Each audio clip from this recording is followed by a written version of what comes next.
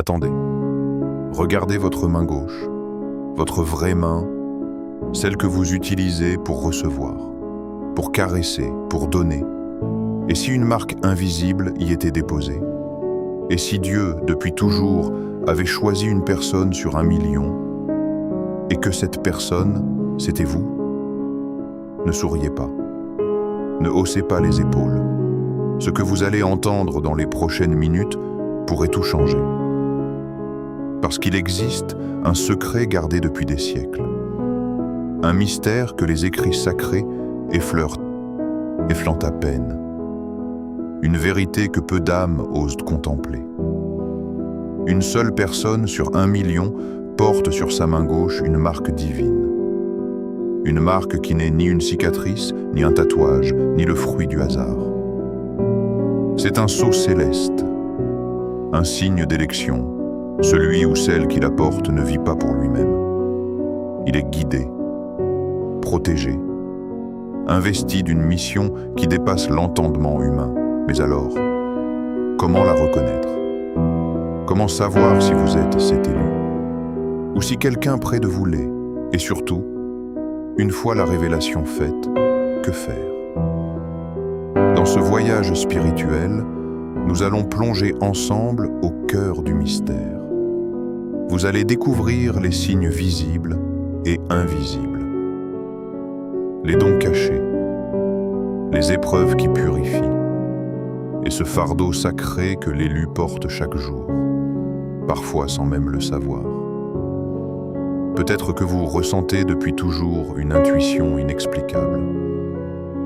Peut-être que vos prières sont exaucées trop rapidement pour être des coïncidences. Peut-être que vous avez fait des rêves qui se sont réalisés, ou que des inconnus viennent naturellement chercher du réconfort auprès de vous. Ce ne sont pas des hasards, ce sont des signes. Alors arrêtez de douter. Ouvrez votre cœur et écoutez.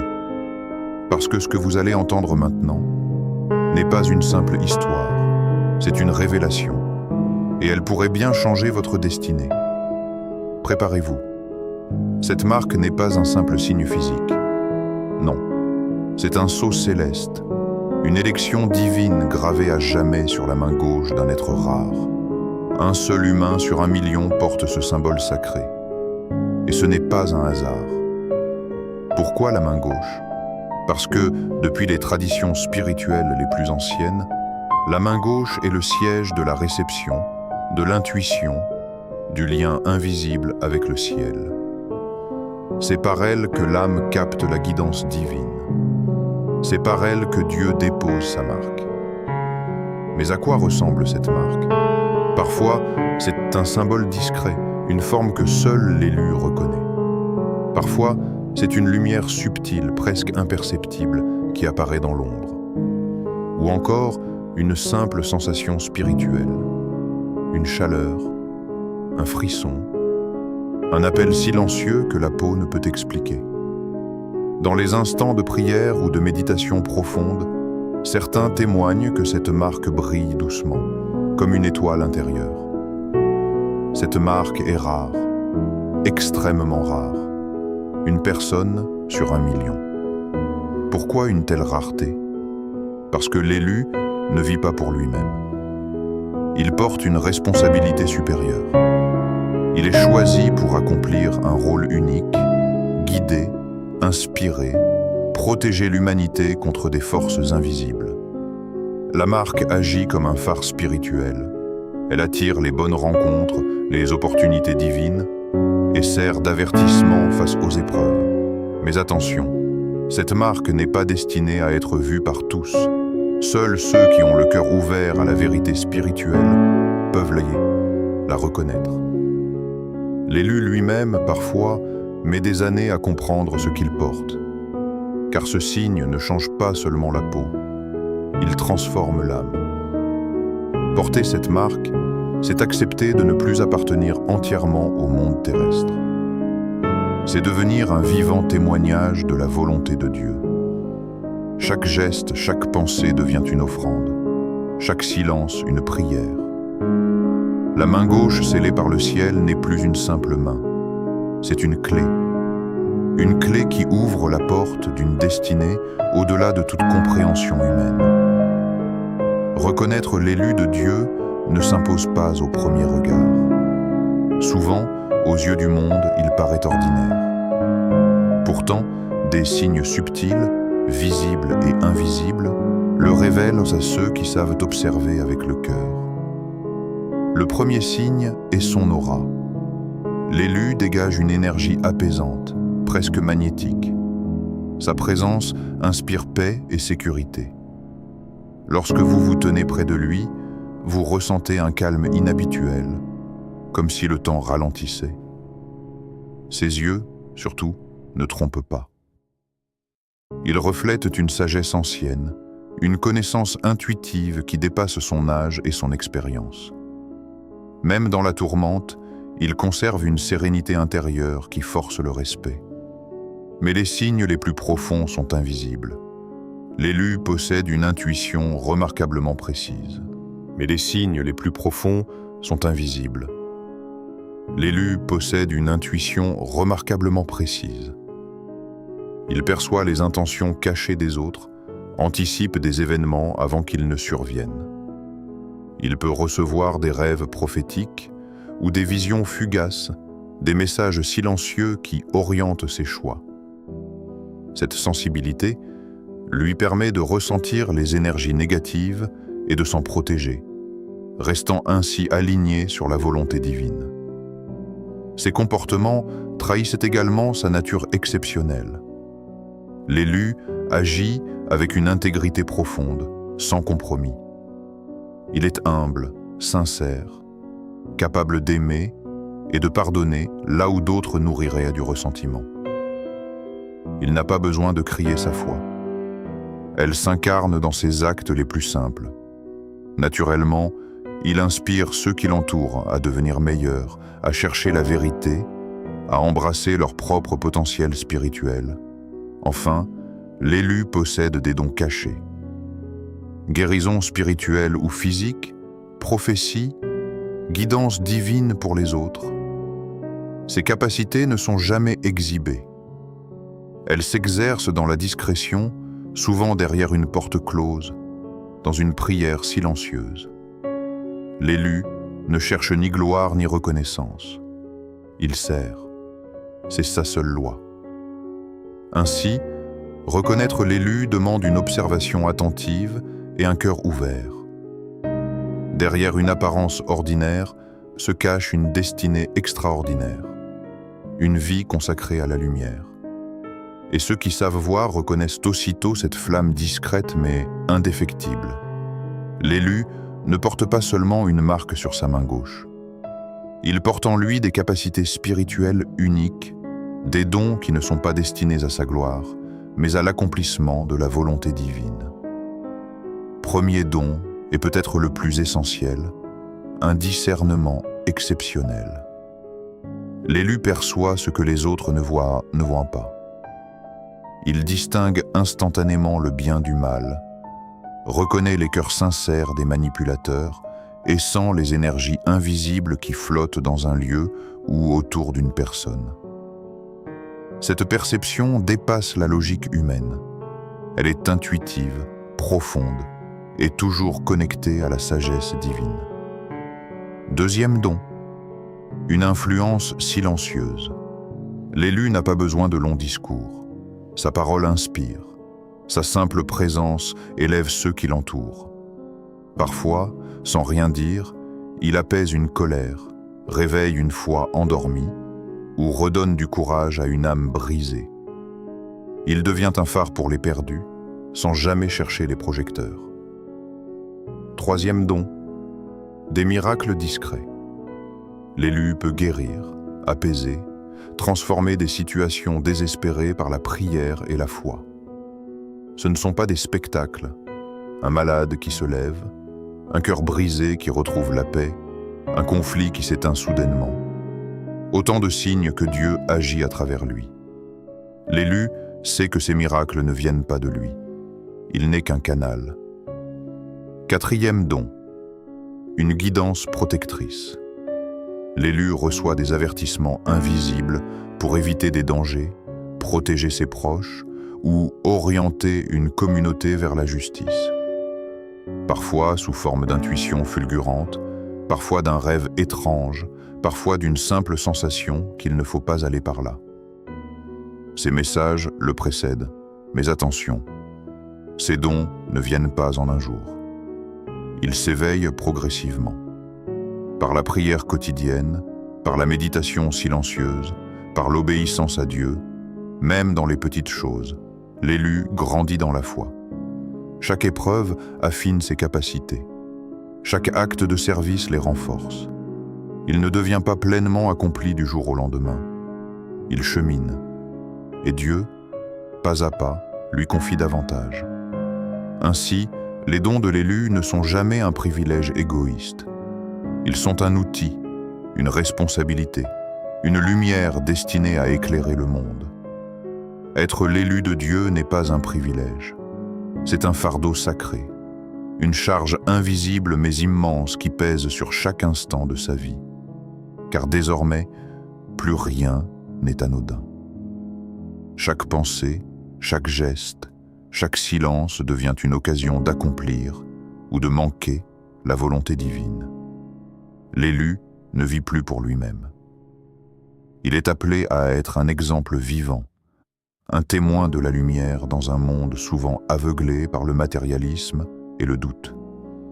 Cela exige des standards spirituels très élevés. L'élu doit cultiver une patience à toute épreuve, une humilité sincère, un amour qui pardonne sans condition. Il doit servir sans attendre de reconnaissance. Il devient naturellement un phare pour sa communauté. Les autres viennent à lui chercher conseil, apaisement, vérité. Sa simple présence appelle au respect. Mais attention, là où la lumière est forte, l'ombre rôde. Le piège le plus dangereux pour l'élu, c'est l'orgueil. Porter une marque divine, posséder des dons exceptionnels, être reconnu comme un élu, tout cela peut facilement enfler le cœur. L'orgueil brouille le jugement, éloigne de Dieu et compromet la mission sacrée. L'élu doit donc sans cesse se rappeler une vérité essentielle. Ses capacités ne viennent pas de lui, elles viennent de Dieu. Il n'est qu'un canal, un instrument. La vraie grandeur ne réside pas dans la gloire personnelle, mais dans la fidélité et l'humilité. Chaque jour, l'élu doit se lever avec cette conscience. Je ne suis pas meilleur qu'un autre. J'ai simplement été choisi pour servir davantage. Il doit se détacher des désirs égoïstes, prier pour rester pur et agir avec intégrité, même quand personne ne regarde. Cette responsabilité sacrée ne s'improvise pas. Elle se vit dans l'ombre, loin des projecteurs. L'élu n'est pas un héros. Il est un berger, un gardien, un serviteur. Et c'est précisément parce qu'il accepte cette condition modeste qu'il devient grand aux yeux de Dieu. Ainsi, porter la marque divine, ce n'est pas régner, c'est servir, avec patience, avec humilité, avec un cœur toujours tourné vers le ciel. La marque divine ne garantit pas une vie paisible. Bien au contraire. L'élu traverse des épreuves profondes. Solitude, critique, tentation, doute. Parfois, tout s'effondre autour de lui. Parfois, il doute même de sa propre élection. Mais ces tests ne sont pas des punitions. Non, ils sont une forge. Ils purifient tant l'âme et renforcent la foi. Chaque difficulté est une étape dans le plan divin, un tremplin déguisé en chute. L'élu peut être rejeté par ses proches qui ne comprennent pas sa mission. Il peut être moqué, calomnié, incompris. Les tentations cherchent à le détourner de son chemin. L'argent, le pouvoir, la reconnaissance facile. Et puis, il y a les nuits de doute, où plus rien ne semble avoir de sens, où Dieu semble silencieux. C'est précisément dans ces ténèbres que l'élu apprend l'essentiel. Il découvre que la prière n'est pas une récitation, mais une arme spirituelle. Prier, c'est résister. C'est rester connecté au ciel quand tout tremble. La méditation, quant à elle, lui apporte la clarté au milieu du chaos. Quelques minutes de silence intérieur suffisent à rallumer la lumière. L'élu apprend à voir au-delà des apparences. Derrière une injustice, il cherche la leçon. Derrière une perte, il discerne une purification. Derrière une porte fermée, il attend que Dieu en ouvre une autre. Il cesse de se plaindre et commence à interroger. « Que veux-tu me montrer, Seigneur ?» Peu à peu, les épreuves transforment son cœur. Il devient plus doux, plus fort, plus patient. Il ne réagit plus sous l'impulsion de la peur ou de la colère. Il agit avec discernement. Chaque combat intérieur le rapproche un peu plus de sa mission. Ainsi, le chemin de l'élu n'est pas un tapis rouge. C'est un sentier escarpé, parsemé de pierres et d'épines. Mais chaque pas douloureux le mène plus haut. Et lorsqu'il regarde en arrière, il comprend. Sans les épreuves, il n'aurait jamais été prêt. La foi ne se reçoit pas. Elle se gagne à la sueur de l'âme. La marque divine ne se limite pas aux moments de prière ou aux expériences mystiques. Elle imprègne chaque instant de la vie quotidienne. Dans les gestes les plus simples, dans les choix les plus ordinaires, l'élu porte sa mission. Dans sa vie personnelle d'abord. L'élu développe une conscience accrue. Il ne fait plus rien machinalement. Chaque parole, chaque décision, chaque silence est pesé. Il se détache naturellement des futilités. Les dramas inutiles, les courses au statut, les plaisirs éphémères. Il ne rejette pas le monde, mais il ne s'y perd plus. Sa maison devient un sanctuaire, son temps, une offrande. Même faire la vaisselle ou répondre à un message peut devenir un acte spirituel s'il le fait avec amour et présence. Dans sa vie professionnelle, l'élu est guidé par une éthique intransigeante et un profond sens de la justice. Il refuse les compromissions, les petits mensonges, les profits faciles. Et curieusement, cela lui ouvre des portes. Les opportunités alignées avec sa mission se présentent d'elles-mêmes. Il attire des collaborateurs intègres, des projets porteurs de sens. Ses collègues reconnaissent inconsciemment sa sagesse. On vient lui demander conseil. Il devient un pilier discret mais solide. Dans ses relations, l'élu attire naturellement ceux qui cherchent guidance, réconfort ou vérité. Il ne force rien. Les liens se créent dans la sincérité et la profondeur. Il évite les relations toxiques ou superficielles. Il pardonne facilement mais ne se laisse plus manipuler. Sa présence élève. Ses amis se sentent vus, compris, aimés sans condition. Il n'a pas besoin de beaucoup d'amis. Il a des âmes sœurs. La marque divine sur la main gauche est rare. Une chance sur 1 million. Un signe que peu verront, que peu reconnaîtront, et que seul l'élu portera peut-être un jour. Mais au-delà du signe physique, au-delà des visions, des guérisons ou des synchronicités, c'est autre chose qui fait véritablement l'élu, c'est le cœur. Un cœur pur, malgré les épreuves. Un cœur qui pardonne, même blessé.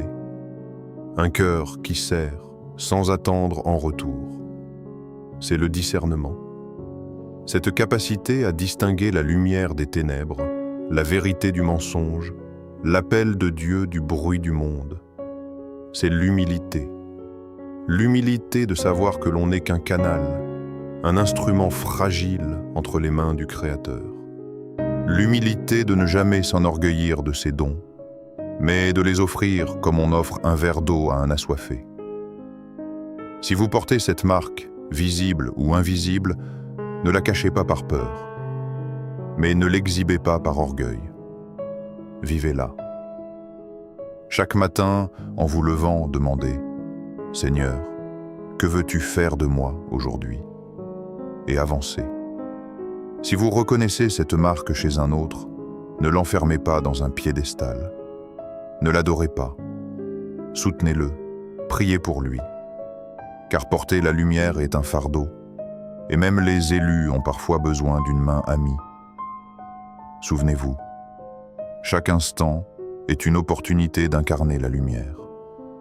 Dans un sourire donné à un inconnu, dans une parole de réconfort, dans un silence respectueux, dans une prière silencieuse avant de dormir.